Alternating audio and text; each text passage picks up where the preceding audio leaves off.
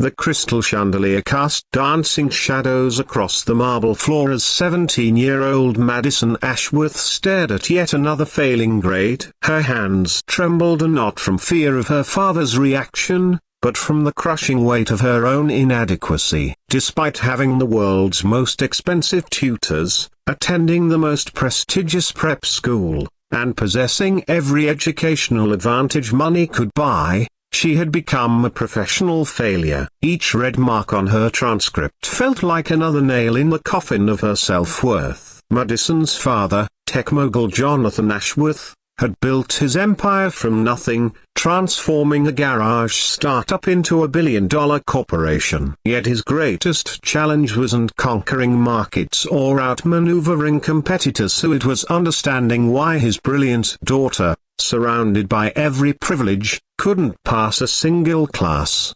The irony wasn't lost on her. While her father's rags-to-riches story inspired millions, his daughter couldn't even solve basic algebra. The pressure was suffocating. Every morning, she'd wake up in her penthouse bedroom overlooking Central Park, knowing that somewhere in the city, kids with far less were achieving far more.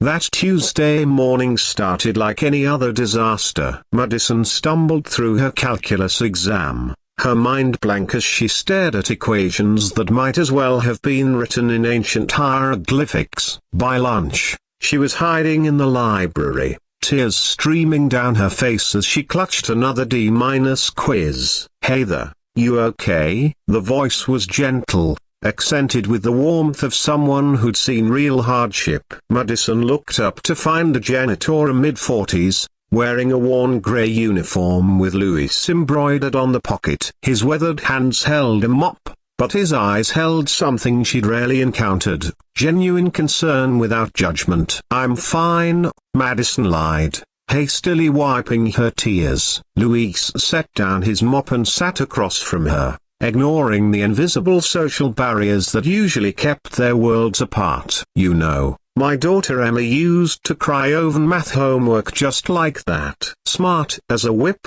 but sometimes the smartest people think too hard about simple things. Madison studied his face, expecting to see the calculating look she knew so well, the expression people wore when they realized who she was and what she represented. Instead, she found only kindness. "I doubt your daughter has my problems," Madison muttered. "Maybe not. But problems are problems, you know. Doesn't matter if you live in a penthouse or a one-bedroom apartment. Pain is pain." Over the following weeks, Louis began appearing whenever Madison needed him most. Not intrusively, just present to emptying trash cans while she struggled with homework, quietly mopping floors while she battled through reading assignments. He never offered unsolicited advice, never patronized her, never treated her like a charity case. One afternoon, after Madison had failed yet another history test,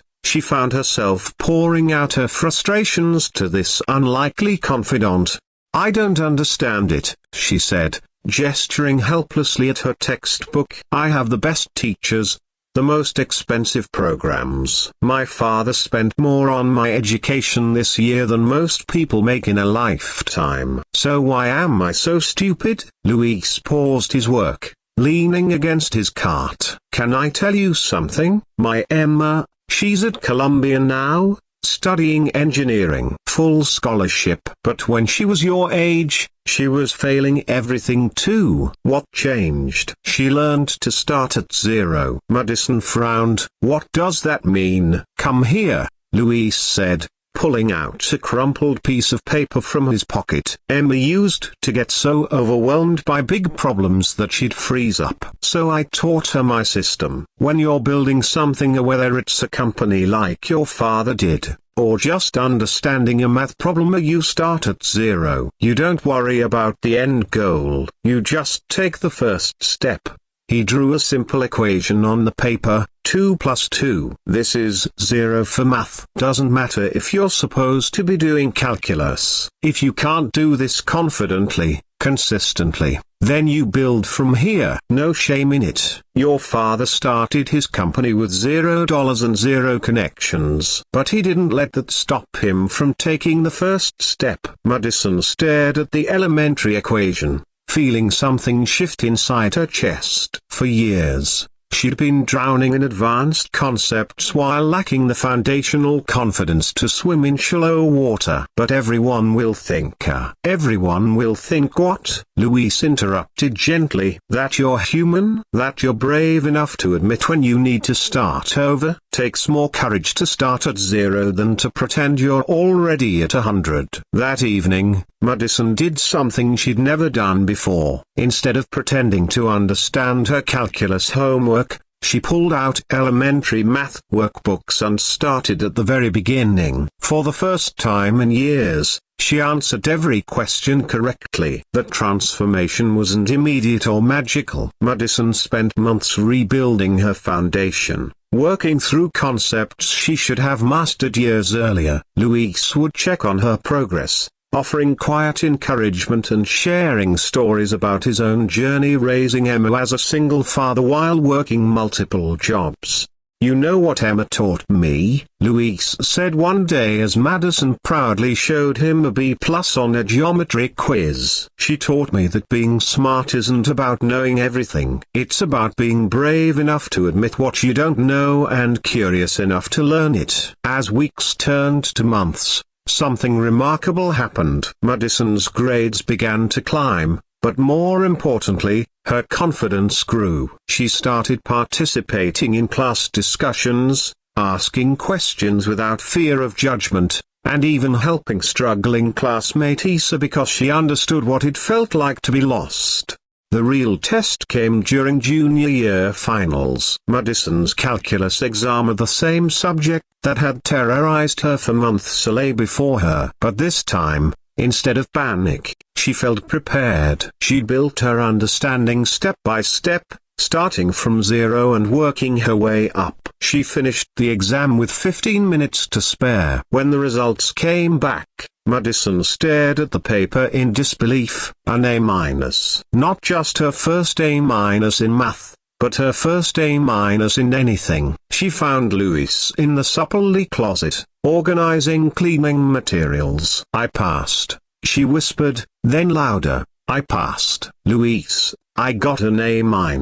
His face broke into the widest smile she'd ever seen. "Emma's going to be so proud when I tell her." "You told Emma about me?" "I tell her about all the kids who inspire me. And watching you start over, watching you choose courage over comfort, that's inspiration." Madison felt tears welling up. But these were different from the tears of frustration she'd cried so many times before. These were tears of gratitude. "Louise, I need to ask you something. Why did you help me? You barely knew me, and I never did anything for you." Louise paused, his expression thoughtful. "You know, when Emma was struggling, a teacher stayed after school every day for months to help her understand algebra. Never asked for extra pay. Never made her feel stupid, just showed up. That teacher believed in Emma when Emma didn't believe in herself. And you're paying it forward." "We all are,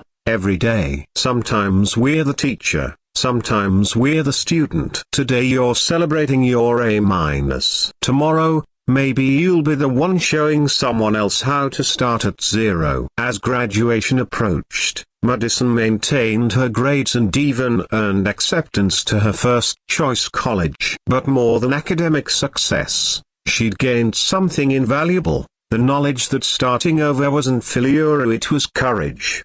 At the graduation ceremony, as Madison walked across the stage to receive her diploma, she searched the crowd until she found Louis, who had taken time off work to attend. He was beaming with pride, applauding as enthusiastically as any parent. Later, at the reception, Madison approached him with a small wrapped package. "What's this?" Louise asked. "Open it." Inside was a simple calculator, nothing fancy or expensive, just a basic tool for doing math. But taped to the back was a note, for teaching me that every great solution starts with 2 plus 2. Thank you for showing me that zero isn't empty, it's full of possibility. Luis's eyes filled with tears as he pulled Madison into a hug. You're going to do great things, he whispered. We both are, Madison replied. And when I do, I'm going to remember that it all started when someone cared enough to meet me at 0. Years later,